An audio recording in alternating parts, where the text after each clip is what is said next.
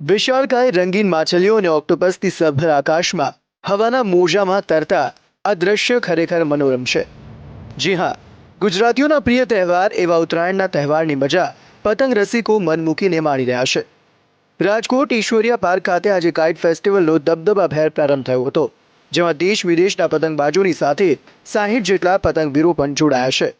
આ કુશળ પતંગબાજો 2-5 ગ્રામની પતંગથી લઈને 5-10 કિલો વજન ધરાવતી પતંગોને આકાશમાં ચઢાવી દૂર દૂર મોકલે અને તેને ઠુમકા પણ મરાવે।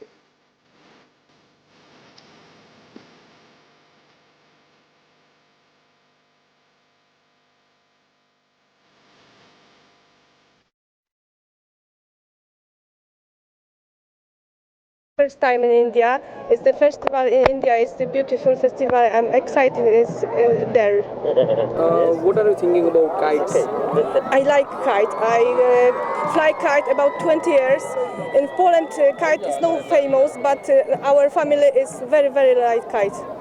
વિદેશથી આવેલા લોકો, ગુજરાત બહારના આવેલા લોકો અને ગુજરાતના લોકો સાથે મળી અને આપણો પતંગ મહોત્સવ, આપણી મકર સંક્રાંત એને દુનિયાભરમાં આપણે ફેલાવીને ટુરિઝમને પ્રોત્સાહન આપવા માંગીએ છીએ। પતંગનો ઉત્સવ દર વર્ષે એક સંદેશ પણ આપી જાય છે। પતંગ માણસના મન અને ઈચ્છાઓનું પ્રતીક છે। મન ગમે તેટલું મદમસ્ત થઈને આકાશને સ્પર્શે, પણ દોર તો ભગવાનના હાથમાં જ હોય છે। અહમને ઓગાળવાનો સંદેશ આપતી ઉત્તરાયણને દર વર્ષે દેશ વિદેશથી આવતા પતંગબાજો પોતાની કળા દર્શાવીને મોજથી સેલિબ્રેટ કરે છે।